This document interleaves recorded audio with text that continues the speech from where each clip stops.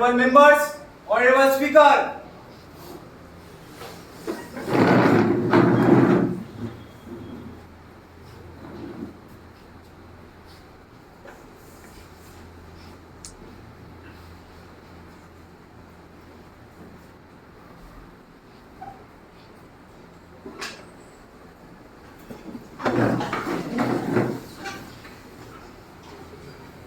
Good morning. I welcome you all to the 2024 Youth Parliament session. I hope this session will be fruitful and every member will maintain the decorum of the House. We begin today's session with oath or affirmation of our newly elected members. Members to take oath or affirmation, Secretary General, please.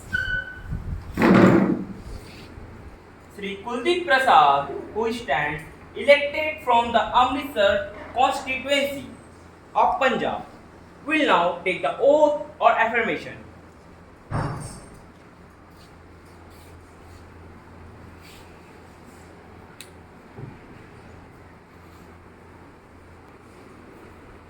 Sir, do you want to take the oath or affirmation? Yes, oath please.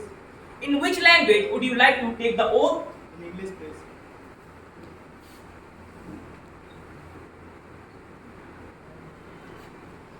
I, Kuldeep Prasad, having been elected a member of the lower house of the Youth Parliament, do swear in the name of God that I will bear true faith and allegiance to the Constitution of India as by law established, that I will uphold the sovereignty and integrity of India, that I will be faithfully discharge the duty upon which I am about to enter.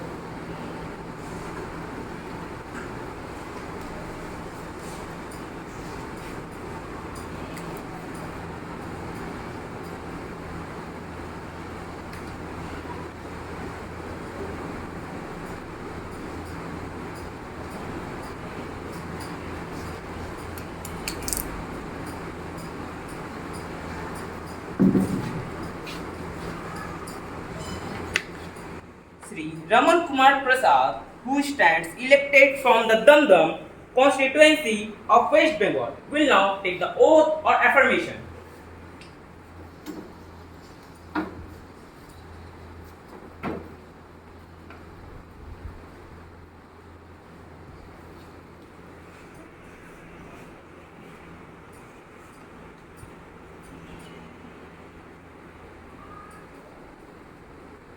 Sir, do you want to take the oath or affirmation? Yes, oath please. In which language would you like to take the oath or affirmation? In Hindi please.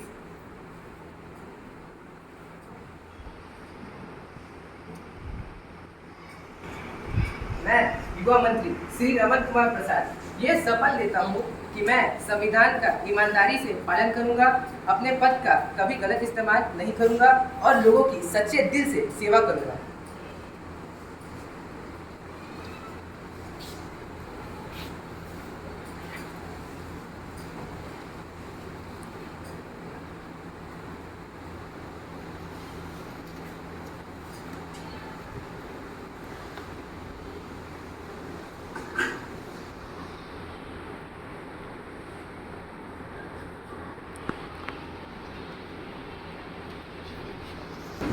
Prime Minister to introduce new ministers.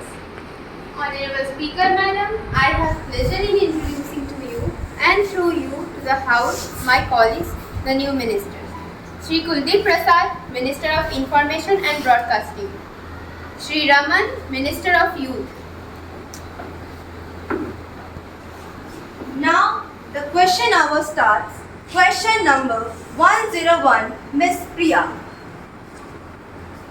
Will the Ministry of Parliament Affairs be pleased to state what are the objects of the Youth Parliamentary Scheme being organized by the Ministry of Parliament Affairs?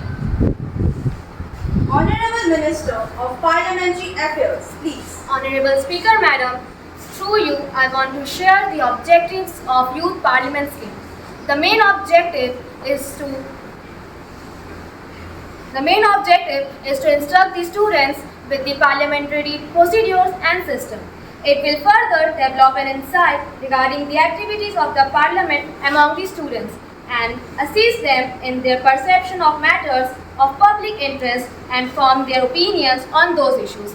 It will develop the quality of leadership in the students. The youth parliament session will train the students that how to arrive at a proper decision after taking part in a good discussion. It will train the students to be patiently attentive to the other views and to be respectful towards them, as well as develop the skills of contradict them logically. Any supplementary question, Ms. Priya? No, madam. Question number 102, Ms. Adrija. The ink on the page now tarnished and blurred. A truth once held sacred, now cheapened and slurred. For the ones who have labored in the daylight and dark, their hope, their efforts are lost in the spark. Hey, where's the question? Where's the question? Honorable Speaker, Madam, it is with great sorrow shall I state that there is a major issue in our examination system. That is the leakage of question paper. I repeat, the leakage of question paper. It is not limited to any particular examination, but affects all the major examination conducted in our beloved nation. Honorable Speaker, Madam, millions of students are concerned, and some are even convinced that our examination system is a fraud. Honorable Speaker, Madam, they believe that those who have wealth can easily purchase any question paper and score. No speech question, please. Yes, Madam. Will the Minister of Personal and Public Affairs kindly state the following issue?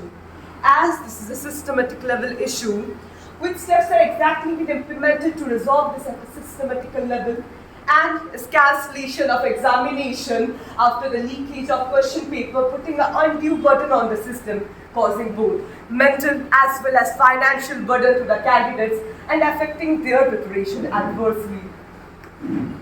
Honorable Minister of Personnel and Public Grievance, please. Honorable Speaker, Madam, the government Paper leak, acknowledges... paper leak. Let me explain these. Honorable Speaker, Madam, the government acknowledges the seriousness of question paper leaks and has introduced a bill to tackle this issue effectively. The bill includes strict penalties such as imprisonment and hefty fines for offenders involved in paper leaks and any other corrupt practices in public examinations. Honorable Speaker, Madam, it additionally proposes a preventive framework for states using enhanced security protocols and technology like encryption and AI surveillance for examinations integrity. Despite the extent measures taken, if there still remains a perception that the students impacted by the paper leaks and other corrupt practices are not getting adequate support from the government, then let me address this directly, that we recognize that exam cancellations due to leaks cause stress and financial strain on students. Therefore, the bill also aims to streamline the re-examination process and provide financial support to the affected candidates, therefore reducing their burden.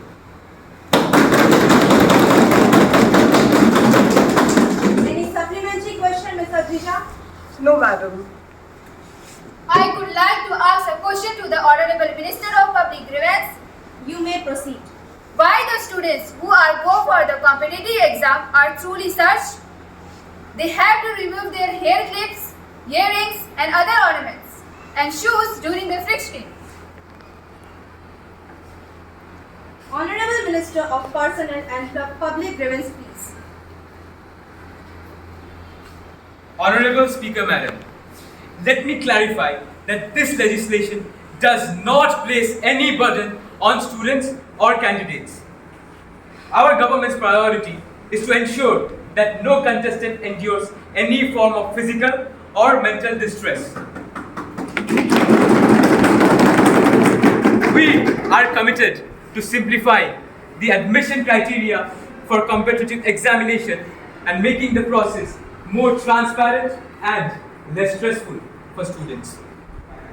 Ultimately, these measures are in place to safeguard the integrity, fairness and credibility of the examinations for all participants. No more supplementary. Question number 103, Miss Anushka. Thank you, Honorable Speaker Madam. My question is to Honorable Minister of New and Renewable Energy. According to the recent reports, the renewable energy sources like solar energy and wind energy make up about 26% of the total energy production in our country. Given this, what are the specific steps in the Ministry of New and Renewable Energy is taking to increase this percentage accessible to everyone? Honorable Minister of New and Renewable Energy, please. Thank you, Honorable Speaker, Madam. Thank you to the opposition for the valuable question. I would like to inform the House our ministry is working on several steps to increase the share of renewable energy. We are promoting more solar panels on rooftops, especially in cities. We are encouraging the use of wind energy in coastal areas. We are also giving subsidies and incentives to people who want to switch to clean energy. Our goal is to increase renewable energy production by 40%. I repeat, 40%. We believe this. We will make renewable energy more affordable and more accessible to the citizens. Thank you. Supplementary question, Miss Anushka. No, madam. Question number 104, Mr. Saurabh. Honorable Speaker, Madam, will the Minister of Food and Public Distribution be pleased to state? My first question to him is, what is the present status of wheat and rice in the Food Corporation of India? And my second question to him is, are the availability of stocks is requirement for the public distribution system? Honorable Minister of Food and Public Distribution, please. Thank you, Speaker Madam, and thank you, my fellow opposition, for these questions. And the answers for your questions are: for the question number 1, our government and our distribution system have been surveyed, and our statistics have been shown, and it shows us that the Food Corporation of India has an adequate amount of rice stocks and wheat reserves. As of now, we have gained 21.8% to 50.46 million tons. I repeat, 21.8% stocks availability as of June 1, 2024. And further, the assurance of gaining stocks are assured by us. And for the question number 2, as being the Minister of Food and Public Distribution System, I can ensure that there is adequate and every necessity and necessary stocks to meet every necessary PDS to serve every other citizens in our country. And there is the constant of regular replenishment of stock through procurement of products. Further, the government is also keeping open every door and options for the import as an every option to when it is considered necessary. Thank you, Speaker. No, ma'am. Question number 105, Miss Ankita, please. Honorable Speaker, Madam, I have a question to the Minister of Agriculture. Honorable Minister, I have observed a significant rise in food inflation recently. This is affecting the common people, especially farmer and low-income groups. Can you please explain what the government is doing to control food prices and ensure that farmers are getting fair prices for their produce? Honorable Minister of Agriculture, please. Thank you, Honorable Member of the Opposition, for raising this important concern. So the government is aware of the rising problem of food prices, and we have taken several steps. We have taken several steps to address this. First of all, we are working on improving the supply and chain to reduce the wastage. According to recent reports, India loses about 40% of its produce due to just poor storage and transportation facilities. To combat this, we have allocated 1,500. 1,500 crores shortage, cold storage and infrastructural funds. Additionally, the government is increasing the minimum support price and of the key crops and ensures that the farmers are being paid fairly and securely. In the last 2 years, the minimum support price has been raised by 6% for paddy and 5.2% for wheat, benefiting approximately 10 million farmers. Thank you. Sangeeta? No, madam. No more supplementary, please. Now the question hour is over. Honorable members, I have to make an important announcement. On my own behalf and on behalf of the honorable members of the House, I have great pleasure in extending our warm and hearty welcome to the honorable members of the British Parliamentary Delegation, who are on the visit.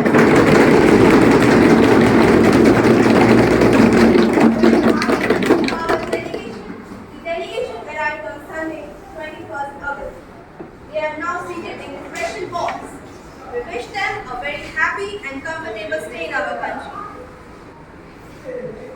Honorable Minister of Law to introduce the bill.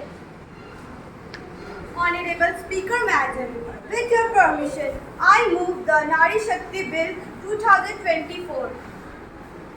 The question is that the leave to introduce a bill further to amend the Nari Shakti Bandhan. Those who are in favor will please say aye. Aye. Those who are against it will please say no. No. I think the ayes have it, the ayes have it, the ayes have it. Madam, I pass the bill. The bill will be considered in the next sitting of the Parliament. Now the House is adjourned to meet again tomorrow at 11 a.m.